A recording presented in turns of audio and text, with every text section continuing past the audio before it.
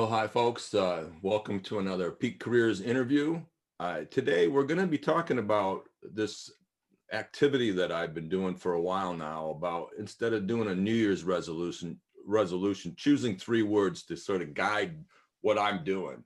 And over the years, there's been more and more people that seem to do this. And so today I've invited in Dina, and she is a global career development facilitator, certified career service provider, and certified professional resume writer, and works with a specialty in the military community. Renee is the director of career services at Castleton University and also a part-time career coach at Proctor Jr. Senior High School. Celeste Hall and I actually work together on a committee with National Career Development, so I've gotten to know her. But she's in the Virginia Community College system, providing training and support to their statewide career coaching program for students in high schools and community college.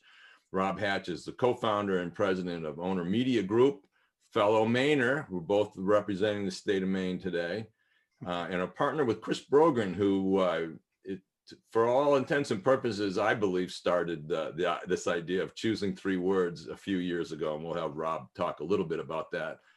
But what I want to do today is just have you hear what their words are and what they mean to them, and how they've gone about choosing those words. Because I know how I do it, but I'm always curious how other people do it. So this is a more complete sort of bio of each person. I'll just mention that Dina is also the project operations manager and career development manager, and she aids aiding transitioning service members through the Microsoft Software and Systems Academy.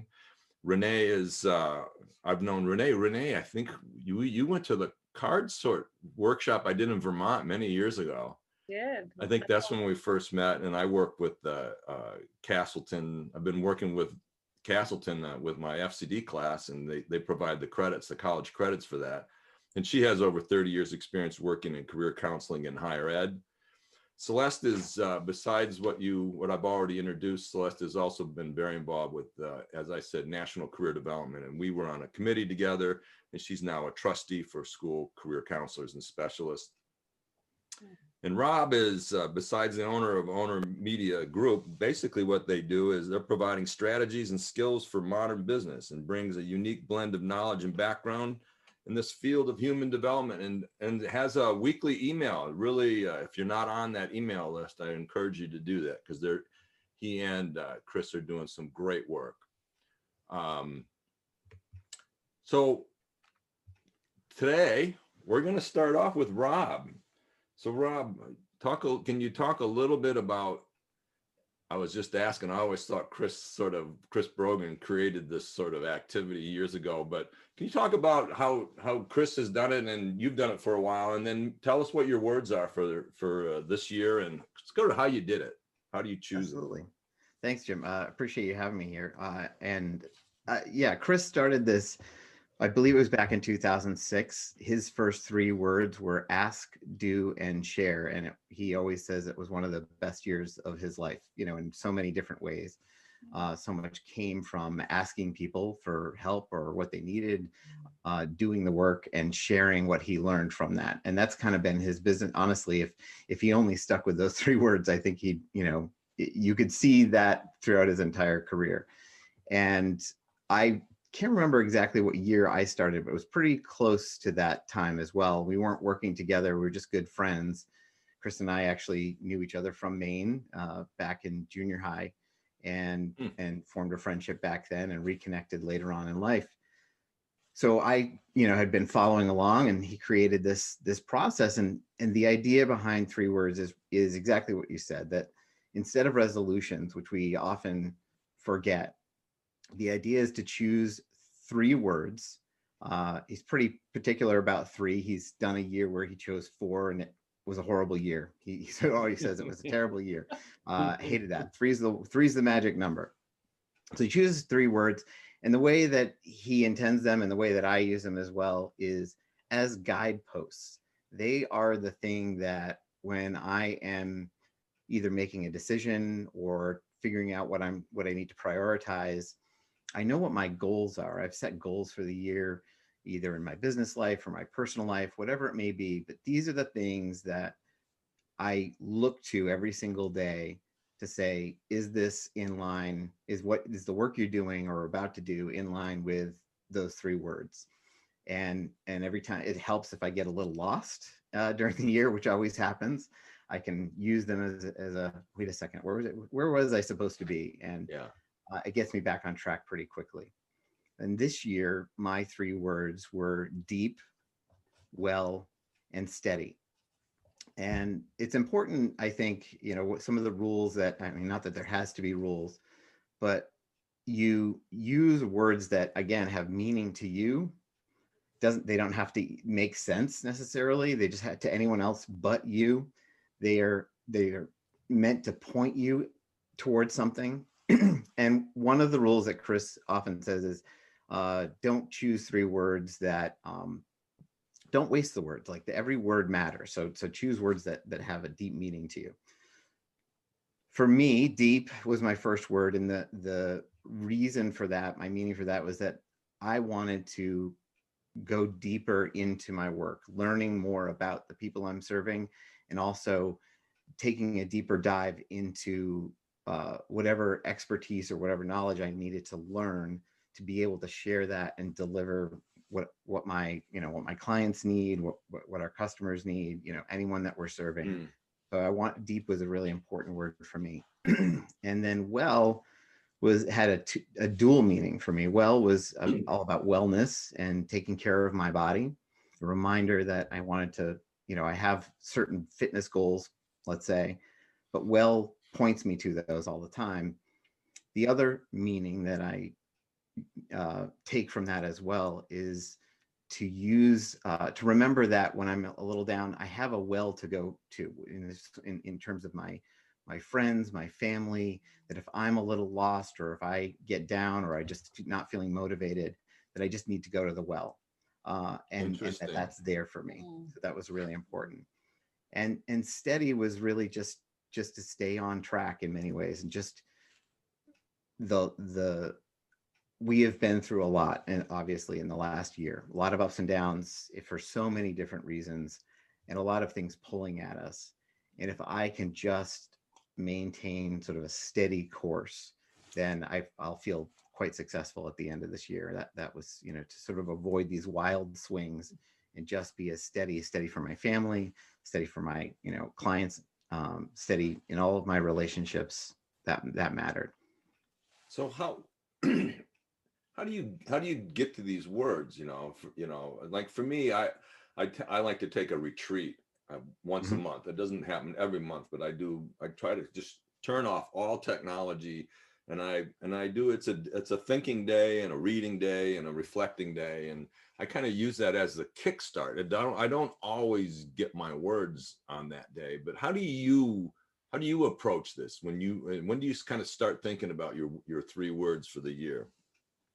I start thinking about them around beginning to middle of November. Yeah. And I start by just keeping a list. I know it's coming. There's a couple things for that too. I don't reveal my words until the first of the year when I share them on my newsletter or close to the first of the year. Chris does the same thing with a post. But we also usually offer a webinar at the end of the year to help people, prepare their 3 words, learn more about it. So I know that that's coming. It's always a little signal in my brain, but I just jot down words. I as they come to me, I'll write them down. That seems really good. And sometimes I start with my goal, and I find the word. If a goal hits me first, then I want a word that's going to point me to the goal. But sometimes the word is so present or overwhelming that the goals actually come from that, and it's kind of an interesting process when that happens, when you just can't let go of a word. Like, it's just persisting, and I can't let it go. So I want to make use of it because it's telling me something that I need. So much of the work I do as a career coach, I talk about trusting your instincts and trusting your intuition, and I think for me the words come out of that place. They're not they just come to me, you know, in many ways, right? That's what you're talking about. Yeah, but I always want to listen to that voice, that intuition, and capture it. That's really important for me. I will forget, you know, 1 minute to the next what I was thinking about, and so I have to capture my thoughts. I write things down every day, and the way that I use the words is similar. I have a daily sheet that I rewrite every single day, a brand new sheet. My entire calendar gets rewritten. Anything on a list that I have to do gets rewritten. I choose what I'm going to work on that day. But at the very top of that sheet is my personal mission. And then my 3 words are right after that. So Awesome. I'm drowning myself in those words every single day. Is a, you know, kinesthetic process that's cementing them and reminding me of what they are. Yeah. Awesome. Hey, Celeste, let's hear what your words are, what they mean to you, and a little bit about how you kind of do the process. Yeah, right. And in terms of the process, in past years, when I've done this, maybe the words have been sort of a persistent, still small voice. This year, I would say my words were screaming at me almost, because I really didn't have to search for them very far. They just, the experiences of the year just made my words very clear to me. And so my 3 words are connection, gratitude, and intention. And, you know, of course, we've all been focusing on connection this year, and sometimes you don't, you know, realize what you have until it's been taken from you in some way. And so that I've certainly seen that this year, along with everyone in the world. And so, you know, we began to value presence, body language, even seeing people's faces. We needed to not take for granted anymore with our need to mask and so on. And so, and I do use the words as aspirational. I think Jim has said this. So this is something I have been thinking about, and I want to think about more. And that I sort of challenge myself to use methods of connection that I somehow let go, that I don't always use all the methods of connection that I could use. I don't always call people on the phone or write letters or notes. So there are a lot of different ways I can do better. Gratitude is part of my self-care. I feel like if you have gratitude and you express gratitude and you look at the things that you have to be grateful for, it helps with your wellness and it helps with your positive attitude. And I think that when I've had opportunity to be out in the community, to express gratitude to people at the grocery store who are stocking the shelves or who are helping me to check out, or just to check in with them and just say, hey, thank you for what you're doing. I hope you're doing okay. You know, it helps to put positive energy out into the world, helps them and also helps me. So those are some of the aspects of gratitude. And then intention, I think, you know, Rob was mentioning this also with intention really is an overwhelming, overarching type of word because, you know, it connects to mindfulness and it connects to self-awareness.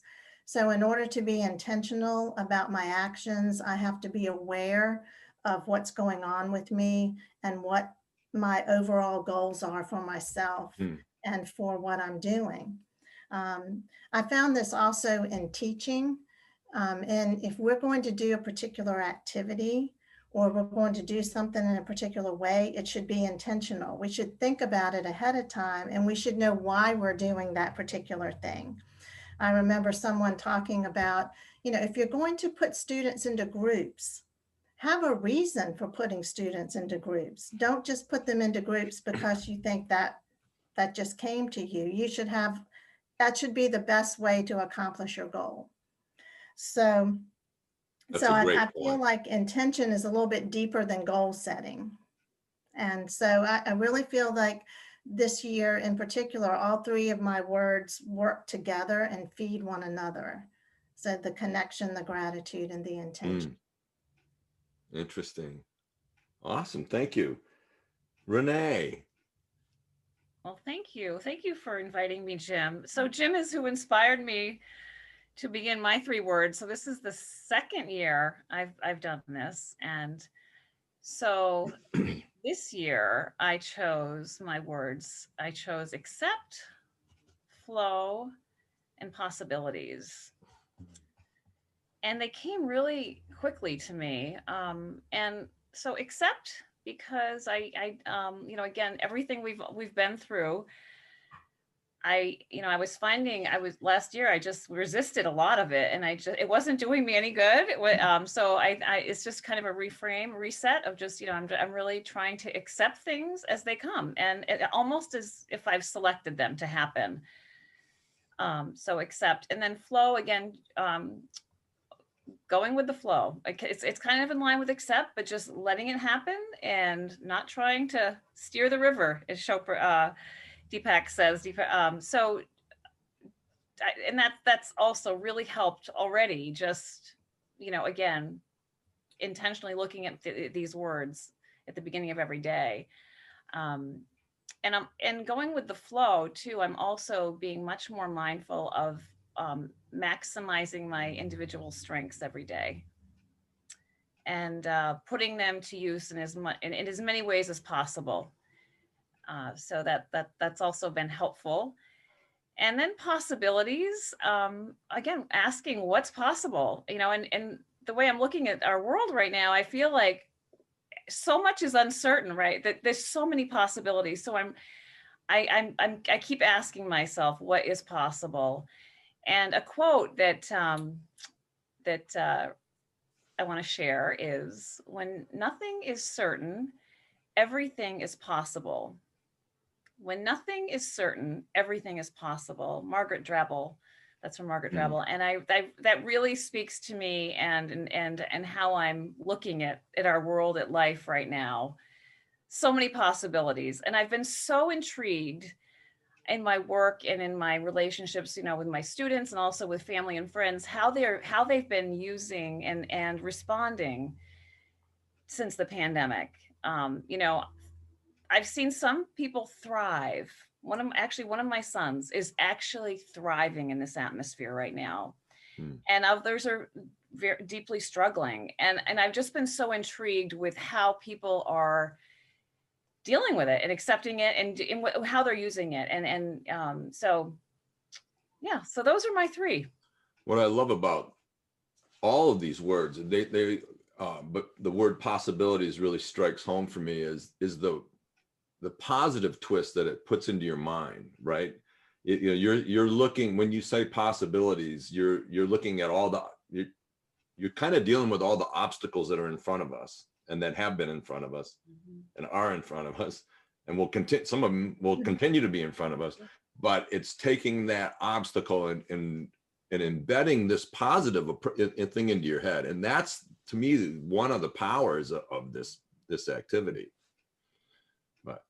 Well, let's hear Dina's. So, like Renee, this is my second year doing this, and I learned about the 3 words from an article you had posted last year. So last year I'd read it and it was interesting, and I thought, I'm gonna try this. And my intent last year was really to get out of kind of a almost where I paralyzed myself from moving forward with fear and that kind of stuff. So I chose very intentional. It was dare, it was rise, I was going to be significant. And I posted them in my office. I had them as my desktop. I really thought about them every day, and it made such a huge difference that this year I was like, it was a no-brainer. I'm going to do this again. So for me, choosing my words is a little bit more process focused. I'm a little more of a control person. So I have to think about what I wanted it to be. So I wanted them actionable. I wanted them something that when I looked at, they were going to cause an action for me. I wanted them to be simple and easy for myself to remember. I actually sourced ideas from friends and family.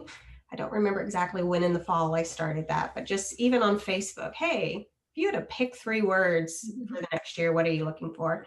And then just kind of in a quiet space, reflecting on those words. And yes, I even looked them all up to make sure, what did Merriam-Webster say about these words? What else do they intend? So at the end of all that, with 2020 and pandemic, I already worked from home and was always an introvert, but I found that even for an introvert, for like me, the situation we were in 2020 made me really think about things that I took for granted. And those social aspects of life and how that feeds you mentally and physically and in every way. So just taking all those things together, my 3 words for 2021 were revitalize, adapt, and explore. So for revitalize, it's my mental health, it's my physical health, it's my work, it's finding the passion that I had for work again. It's remotivating myself. It's putting myself out there, kind of thinking through things. And it's also about finding a little bit more work-life balance. So just realizing that I need to take that walk in the afternoon, that especially working from home, I need to close my office door at a certain time and not go in there, no matter how many dings I hear from the email, those kinds of things. So trying to find that balance. Adapt. I like to control things. It's a hard thing to do, and it's interesting because I'm married to a service member, which means there's a lot of things I don't have control over. So I think through the years I've learned to try to control others. And 2020 taught me I can control nothing. I didn't already know that before. So not only in 2020, the changes in my work, my husband is also getting ready to retire after 22 years. So everything in my life is in limbo. So I have to learn to adapt. So I've already taken steps with that, with mindfulness exercises and stress exercises. And what can I do to make myself more flexible to what's happening and what's going to happen? Because I don't think the world will ever go back to normal, as people talk about. And then the last one is explore, and it just has multiple meanings. It goes back to my 3 words from last year: being more daring, being more significant, rising up to challenge. So exploring those challenges, exploring the walls around myself and where I can go past those and how far I can actually go, all the way into simple things like just exploring more outside, exploring more locations, more people, and allowing myself to be a little more extroverted and appreciate just being able to go outside and breathe fresh air and walk around and interact and hug someone and that kind of stuff. So I kind of noticed a trend in everybody's, and I think you can definitely see the trend in mine, but I really wanted to reinforce what I had last year, and force myself to keep coming out of my shell this year. And it's going to be a year of transition, and I'm sure that will go on later. So I wanted my words to reflect that. So I really do love this exercise, and I have passed it on to many since I first read your article. So thank you, Jim, for that, and for having me here today. Yeah, and it was, I was on Chris and Rob's email list, and it was coming out, and I was like, well, that's interesting, and I just think I've found that, again, I think the power is in the positivity that comes from it, and there's a lot of layers to whatever word you choose, and and by keeping it in front of you all the time, it takes it to a different level, and I say, oh, I've got it on my printer over here, and I've got it on the mirror, in my bedroom, and then I've got it, on my desktop. And the reality is your brain stops seeing it. It's like if you put a flyer on a bulletin board and you walk by, you completely stop seeing it at some point.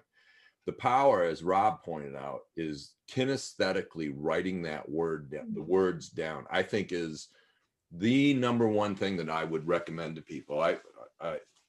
You got to keep it in front of you, but the kinesthetic part is really important. Yes, I agree with that. Yeah. Definitely. I do, similar to Rob, I have a plan daily on my, you probably can't see it because I have the background up, sorry. But I have a little plan daily that I do every day at the end of the day before I leave my office, what tomorrow is going to be. And I write down my words, I write down my meetings, I write down anything that is going to be a priority. And then I revisit that in the morning when I start work. And it's a little bit of afraid that I'll forget it, but also it's just been super helpful. So I just keep doing it. Yeah. I'm with you there. It's otherwise the first place I'll look is my inbox, you know, and other, you know, we sort of have a phrase that we say, you know, the email is a perfect delivery method for somebody else's agenda. Yes. I want to work on my stuff. I don't need to go there. But, you know, we all have those slips where we're like, let me just check. You know, and the next thing you And know. and all these things are intentional. Yes. That intentionality, you know, once again is one of my words, but it goes through all of this. You know, what do I want to be thinking about? What do I want to be reading? And what overall mission is this moving me towards? Yeah. I love that you said, what are you reading? Because I didn't even realize until you said it, how my words affected what I read last year and what I am reading so far this year. But now that you say that, my reading list is kind of tied to what my words are. So that's interesting. I like that. And I've also started listening more to books on tape or articles on tape or podcasts while I take my walk outside, sort of combining two of these things that help me to feel better. That's great. You know, it is really fun to listen to how, I mean, I don't think it can be overstated the impact of the last year, right? And every single person's words that were shared had something about letting go or of some amount of control, trying to remain either with flow or with steady, or you know, trying to have gratitude. You know, the all of these words to adapt. You know, it's really interesting what it has taught us, and how, you know. But every single one, there's this let go. But there's also amount of, you know, intention is an action word. You know, there's action in there. I got to let go, but that means I get to do something. I got to do something. I got to keep moving myself forward. It's really interesting, the theme through all this, I think.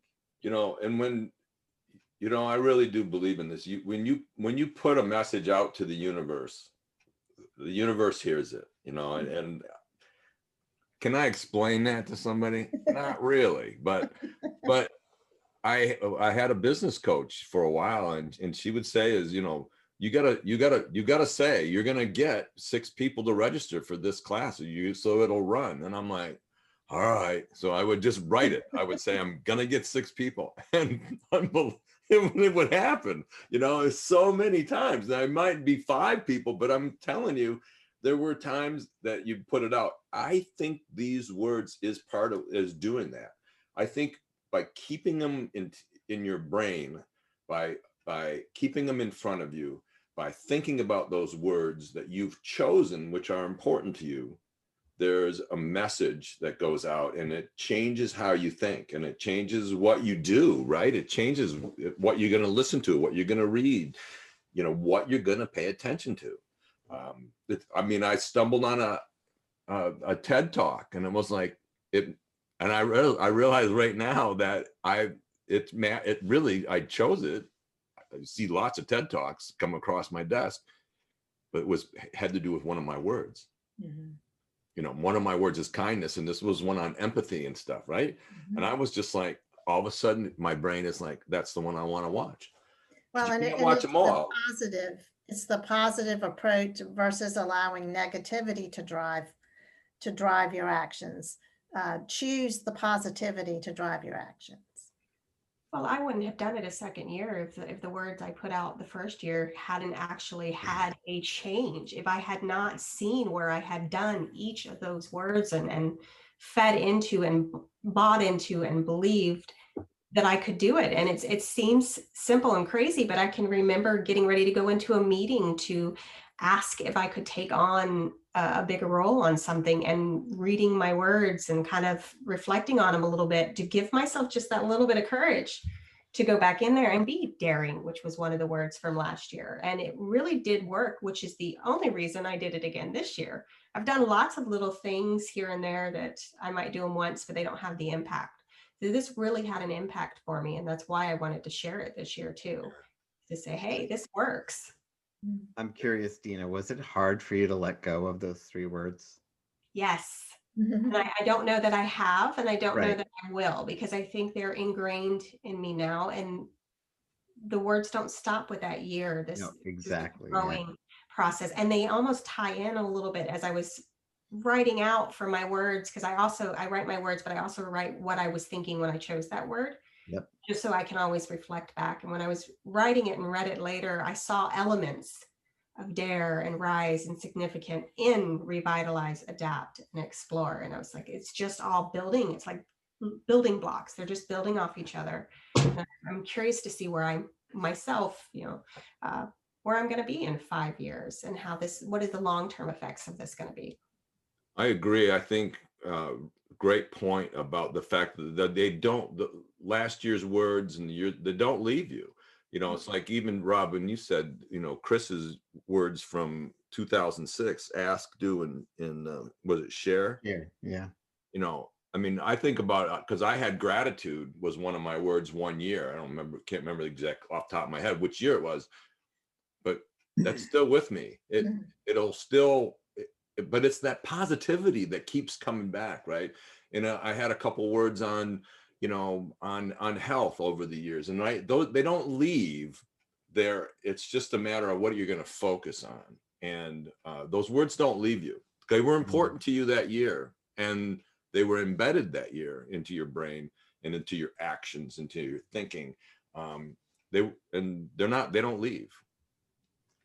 To that point, Dina, of what is going to be, 2 years out, 3 years out, 5 years out. One of my words in 2018 was actually a number. It was 50. I was about to turn 50, and there were certain things that I wanted to accomplish before then, but that was still 2.5, 3 years away from when I chose it. And sure enough, the thing that I chose, that I named back then, happened 10 days before my 50th birthday. My book launched, and it was something that it was one of the things on the list that I wanted to accomplish before then. And so it does, you're right, it doesn't leave you, and it stays with you, it guides you. It's not that you think about all of them, but it sets in motion so many other things. And I love that about this process. Yeah. Well, I really try to keep these two 20-25 minutes or so. I think I didn't really set a timer, but I'm pretty sure we're at the end. And I really appreciate you folks sharing these thoughts. And this has really been awesome. One of the things I'd like to do is to maybe have all of you back in 6 months.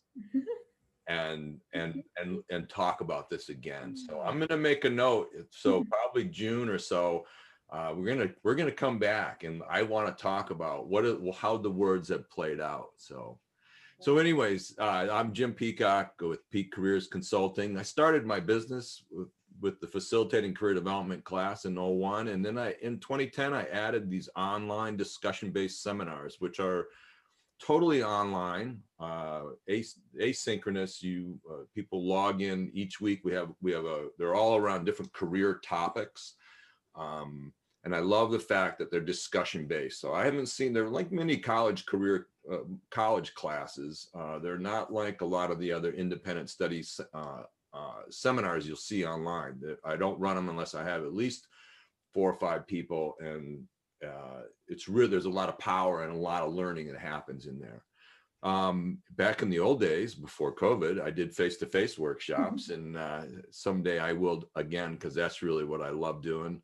I have individual career coaching. I'm also author of Field Guide for Career Practitioners. And actually next month, I'm hoping that this new book, Adventure of Finding Me in New Zealand, it's really more of a legacy, what I would call a legacy book. It's not a career book. It's really about a year of travel that I took after grad school many years ago.